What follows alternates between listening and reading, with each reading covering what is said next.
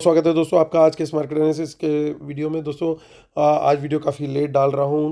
Actually I am travelling with my family, तो अभी just वापस पहुँचा हूँ होटल। तो आते साथ ही सबसे पहले वीडियो बना रहा हूँ। कोशिश करूँगा कि डिले ना हो आने वाले दिनों में, but for next 1 week I am travelling with family, तो थोड़ा सा ऑन एंड ऑफ हो सकता है। तो उसके लिए आप लोगों से मैं सपोर्ट चाहूँगा।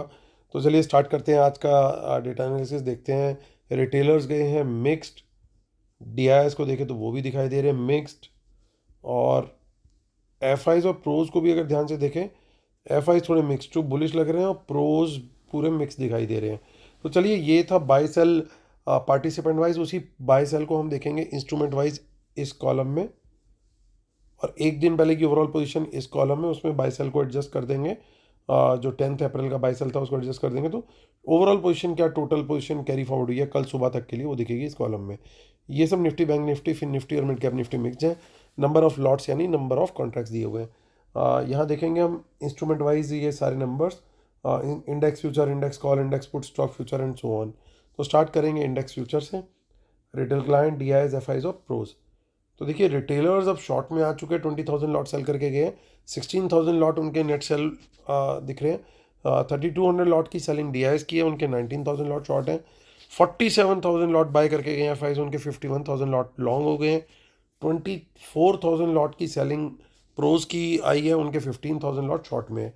इंडेक्स कॉल का डेटा देखें तो रिटेलर की 1,18,000 लॉट की सेलिंग आई है, 2,30,000 लॉट उनके ओवरऑल अब नेट सेल हो गए हैं।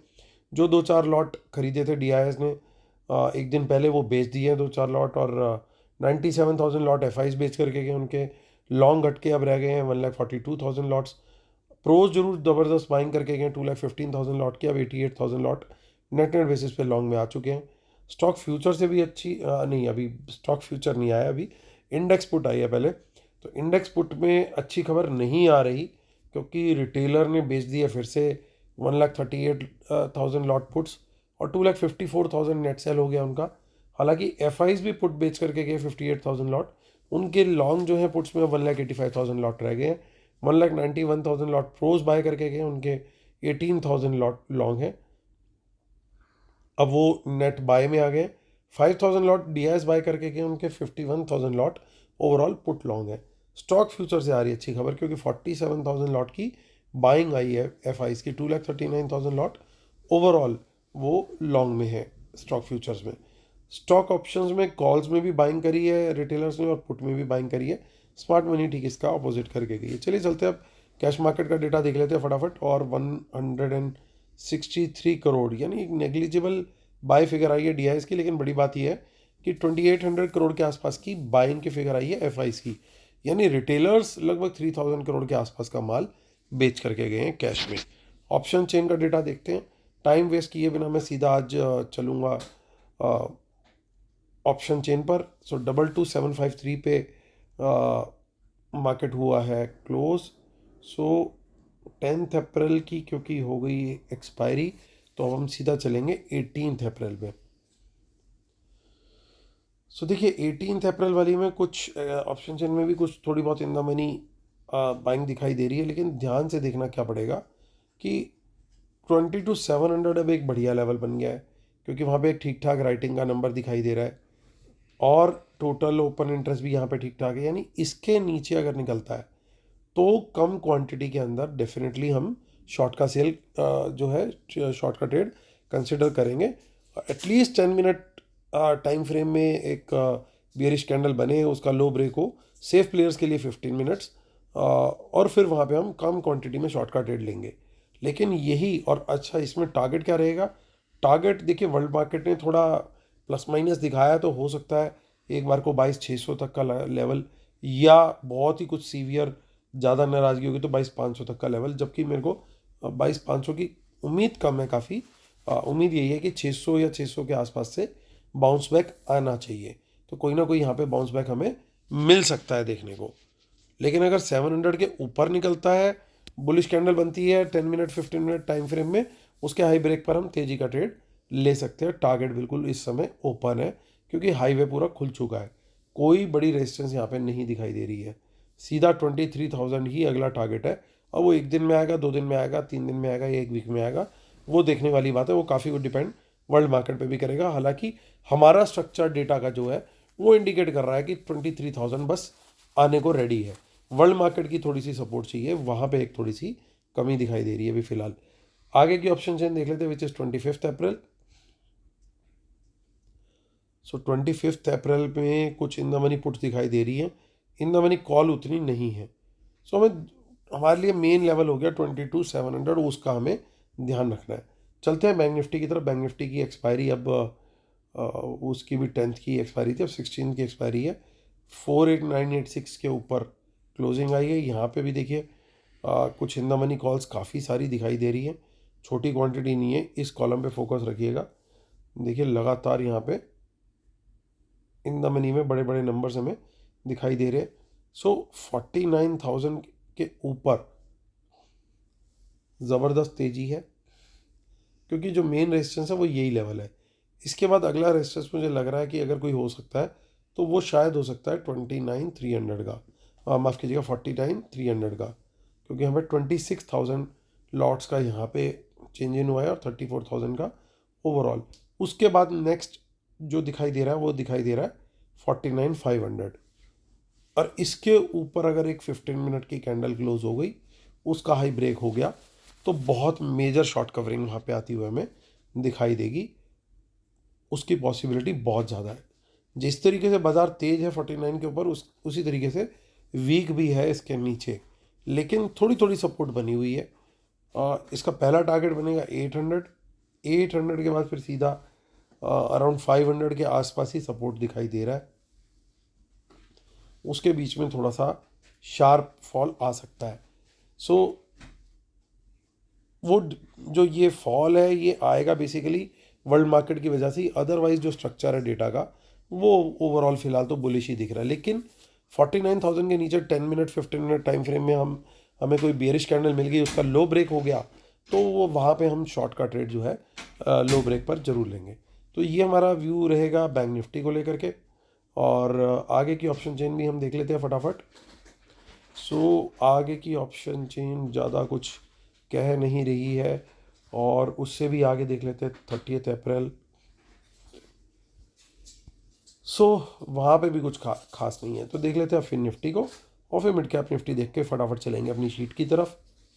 सो देखिए यहाँ पे फिन निफ्टी में बड़ा क्लियर है, 21,700 के ऊपर तेज़ी हमें देखनी है, और दो लेवल इसमें रेजिस्टेंस के हैं एक एक करके, 750 और 800। मेजर जो अप मूव आएगा वो आएगा 800 के लेवल के ऊपर ही, यानी फिन निफ्टी में एटलीस्ट मैं थोड़ी सी क्वांटिटी कम रखना प्रेफर करूँगा 800 के नीचे। लॉन्ग में भी, शॉर्ट में भी मेरा सेम ही व्यू रहेगा, 21,700 के नीचे शॉर्ट, वही 10 मिनट 15 मिनट में बियरिश कैंडल के लो ब्रेक पर, और टारगेट पहला 600 उसके नीचे, और फिर सेम तरीके से हम शॉर्ट का ट्रेड देख सकते हैं, लेकिन इसमें दोनों साइड में क्वांटिटी कम रखूँगा।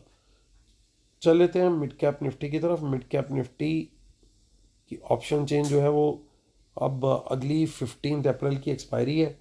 10,983 धीरे धीरे करते देखिए 11,000 के पास पहुंच ही गया ये लेवल। सो 11,000 का ही लेवल अब क्रिटिकल है, इसके ऊपर ही हम तेज़ी देखेंगे।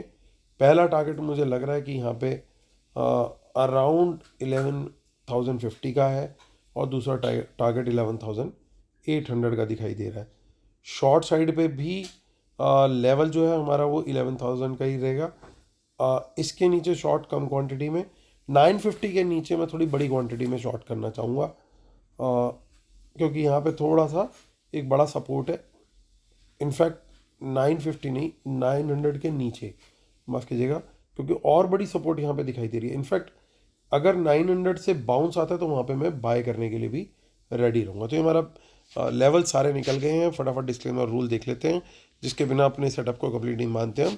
और हमारा जो फ्री टेलीग्राम चैनल है दोस्तों, उसको जरूर ज्वाइन करें। अब आते हैं मुद्दे की बात, उसका लिंक इसी वीडियो के डिस्क्रिप्शन में दे रखा है। तो इंडेक्स फ्यूचर देखते हैं तो देखिए तेज़ी लगातार है।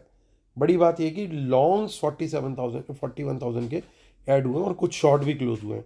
ये नंबर जो कुछ दिन पहले तक 1 लाख के करीब शॉर्ट में था, अब वो 51,000 लॉट पॉजिटिव है। तो ये बहुत बड़ा साइन है कि बाज़ार जो है अभी अपनी तेज़ी की स्ट्रेंथ में अच्छा खासा बना हुआ है।